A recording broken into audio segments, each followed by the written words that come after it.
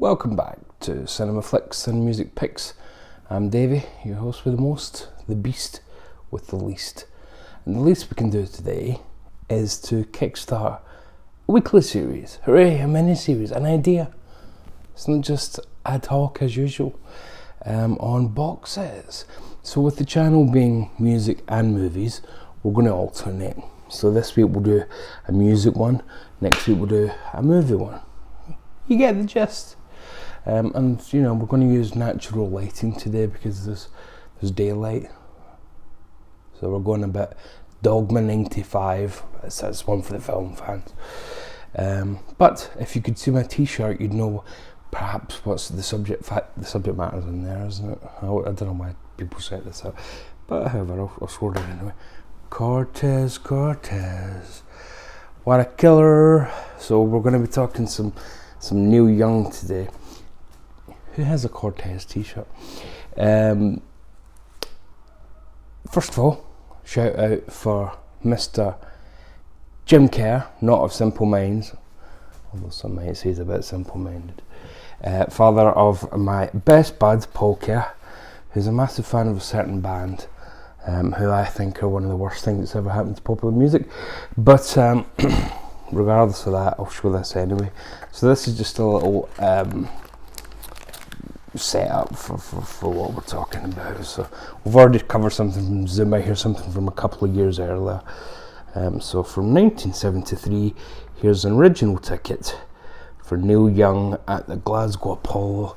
And look who the support acts were. Yeah, the Eagles in support in November 1973.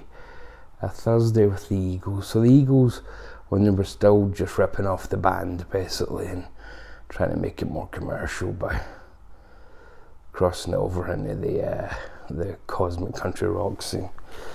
But yeah, isn't that? I found this by searching for a poster of a Neil Young gig that Paul and I were at, and Neil Young Glasgow came up, and yeah, and then you know, it's probably worth more to an Eagles collector because it's from their very early days as an Eagles. So as a support act than a Neil Young fan. But on Set List FM, you can look it up, and Neil, even though this was November 73, did the whole Tonight's the Night album, start to finish, obviously missing Downtime because that's the Danny Whitten track in the middle. And then a kind of, well, it's hard to say hits with Neil, isn't it? But and then he did like Helpless, Don't Be Denied, The Losing End. Check Yourself was a great set list. Cowgirl was the last song. Yeah, great little set. But wow, what a gig. I've never heard that one. I don't know if there's a bootleg floating around, but yeah, I'd love to check that out. But however, box sets is what we're here to talk about. And a box set that I don't think ever got enough attention because it was based on an album, and Neil's done that a lot recently, hasn't he? He's done the Archive series and things, which obviously are, you know, big sets with lots of discs. But he's also done box sets for each album where you maybe get the vinyl, the CD, DVD or CD, but you know, whatever the combo is. But one of his coolest ones that seemed to have a lot more effort put into it than just here's the CD, here's the vinyl, is for his, it's hard to say overlooked album because I don't think he ever intended this to be, you know, a smash, but it's for his A Letter Home. And here's your box. And this is all actual brown tape, handwritten. So that's on there with a marker, and that isn't just printed on. That's an actual Polaroid. There. Yeah. This is all faked, and this isn't actually worn. They didn't go to the bother of waiting for 40 years for something in a warehouse to look aged. Let's have a look inside. So. Nada there. But this was recorded, if you don't know, at Jack White's studio, Third Man Records. And here is your booklet. And Jack, it's because you always keep your hype stickers, kids. Look, see, In case you think I'm joking when I say I keep a hype sticker to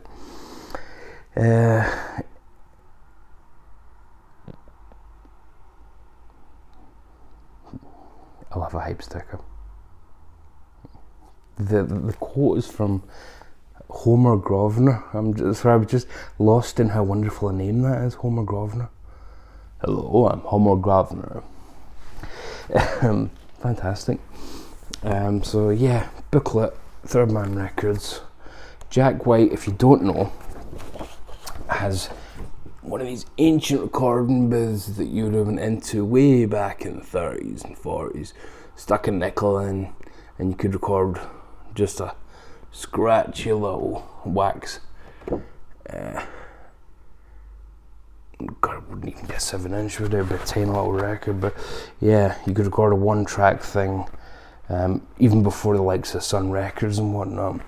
We're letting you record, you could just do it yourself in these booths, And there's all Neil's handwritten lyrics. So if you don't know, this album, A Letter Home, is done as literally that. It's Neil imagining sending a letter home, but via the medium of song, as though he was doing it through the music.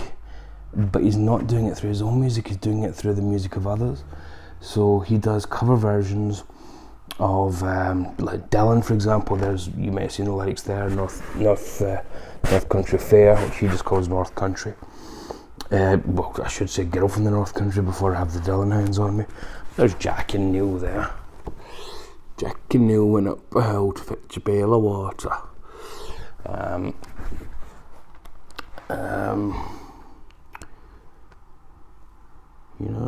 It's got Gordon Lightfoot, there's, Early Morning Rains there.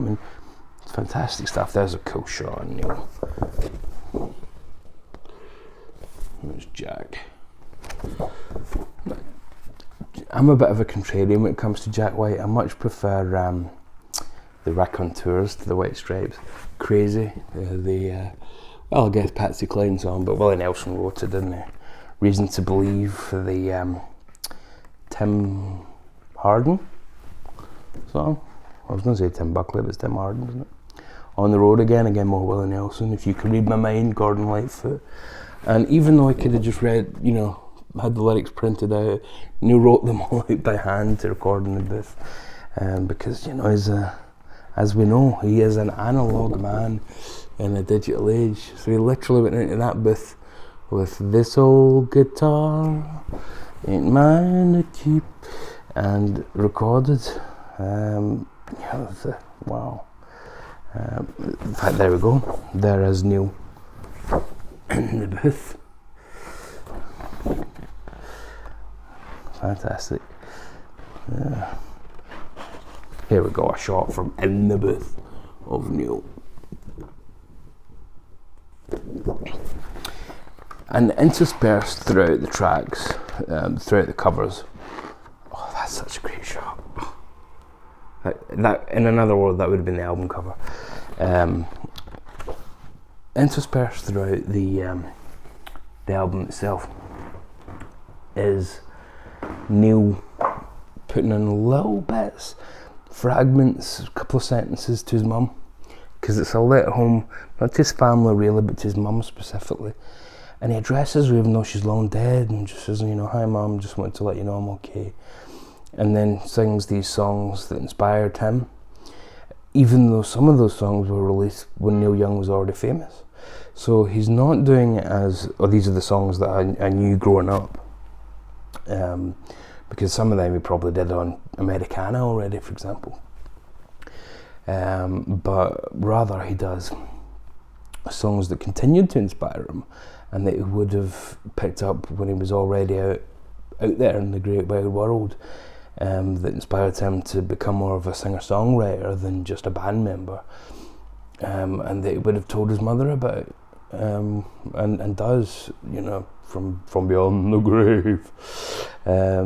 It's Love the Notion, and goes back to that theme that Neil constantly revisits of home, of the homestead, and grown up in Canada, and you know, it's like it's frozen in a place, and he doesn't want to go back there because he can, in his mind and through songs like there is a town in North Ontario, he can revisit that particular version of Canada, of home, that he remembers. So he's sending a letter to that version of it more than he's sending, you know, a statement from 2014, I think the album came out.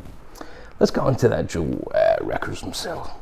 So the album, as I say, was recorded in the booth, and the point of the booth is it comes out, you know, they intentionally made it sound as not as bad as possible, because you could do that easily, but you know, it's full of scratches and hiss, full of noise, you know, and so this is all beat up, and if you bought it on vinyl at the time, complete with, you know, sticker that's been put on there, this is how the vinyl came. So pretty standard. If you buy a Neil Young vinyl, this is how they mostly come, with the Reprise logos and whatnot. And there you go. Yeah. Love the jubbler. But yeah, so the songs sound all beat up, you know, it's recorded in this ancient booth, and you think, well, I guess that's as good as Jack was able to repair the booth, because when Jack purchased that, it sounded absolutely terrible and he had to do all sorts of repair work. Not so, because as the eagle-eyed amongst you may have noticed, one of the features of the limited edition box set is the direct from the feed, the direct feed from the booth audio file, 12-inch, and that's this. So you'll notice, look, it's the same album, but there ain't no scratches, there's no dust on it, there's no nothing. Picture's all cleaned up. I think it's the same inner. Yeah. The label's the same. Yeah, even the labels are the same. But what this does is it removes all the artificial hiss, the artificial sounds, scratches, jumps and skips, echoes, coughing that was added. And Neil, you just essentially get him and his guitar as intimately as you've ever had them. Maybe outside the Times EP, because that's, you know, literally a campfire with Neil Young. But wow, wow. If the album, and it's almost like, I would say shooting yourself in the foot, but with Neil, he doesn't care, so it's not shooting yourself in the foot. If he'd have released that version of the album, you could have promoted this as a legit Neil Young covers the great singer-songwriters kind of album. But being so low quality, the way it came out, so lo-fi, people would have been returning it, thinking they've got a defective copy. So, you know, it was best to just let it go out into the market and do what it did, you know, and let only the diehards buy it anyway. Which, to be honest, is kind of the fate of a lot of Neil's albums from recent years, apart from ones that have kind of broken through a bit more, like Psychedelic Pill. But yeah, so you get the two versions of the album there, which is really cool, because until I purchased this box, I had no idea there was a good version of the album. You know, it's wonderful. But that's not all. Again, from our hype sticker, you'll have noticed it says 7 6-inch clear vinyl discs. Now, remember I was saying it wouldn't be 7 inches when you went to the recording booth? Well, you get this box here. And then in that, it's these.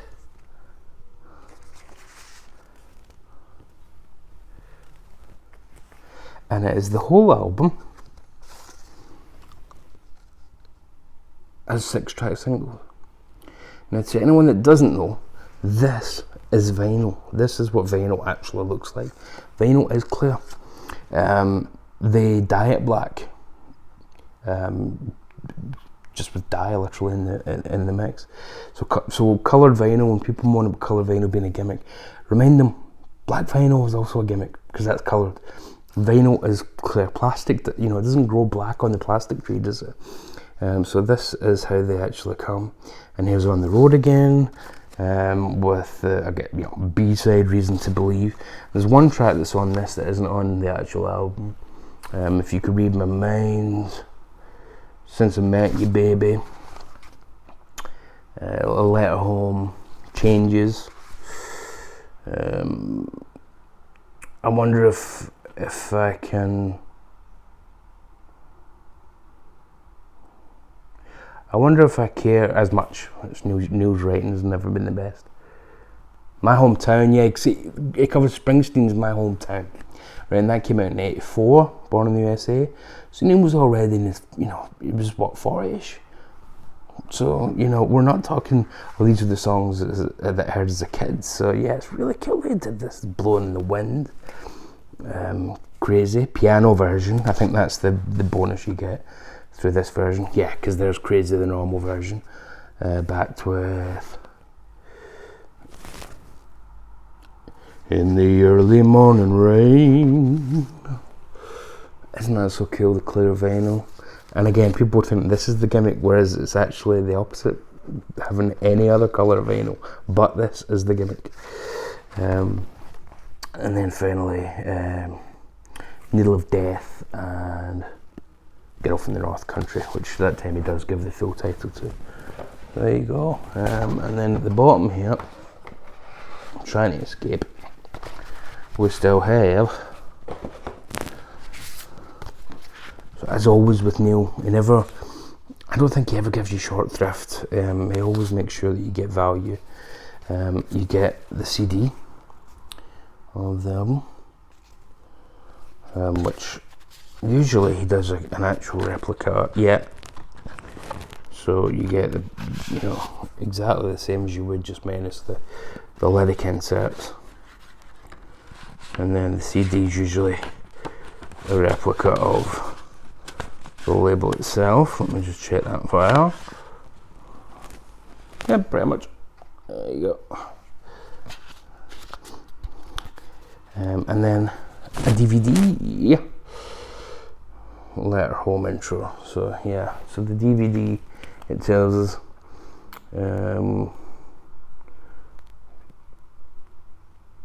yeah, the DVD's got both versions, it seems. Yeah, that's pretty awesome. And gives credits, directed by Bernard Jakey. And yeah, does this usually also comes with the it comes with inserts. Yeah, so that's cool. That's really cool. So this gives you the unaltered version, the one without the hisses and whatnot. So yeah, a really fascinating package. One that celebrates not just Neil's journey as a songwriter and as an adopter of songs, but one that celebrates the history of audiophile technology, how that's progressed. One that celebrates preservation of audio history, and then you can also learn about too if you if you read up on the history of vinyl and the 1949 wars, to see who was going to win out when RCA were backing the LP over the 78 and things like that. There's I might make a video on that one day because it's a fascinating story. Yeah, fascinating for me, maybe not for you, but I'm quite sad that way. So, well, that's kind of the box set. So, I think it's a print, sorry, but if you ever see it, pick it up, because this is an underrated Neil Young album. His influences, his loves from the last 50-ish years, covered, reinterpreted, stripped down in different ways, and Neil being Neil, the total iconoclast, presented in a really dirty, low down manner, and then a really clean, wonderful, beautiful manner.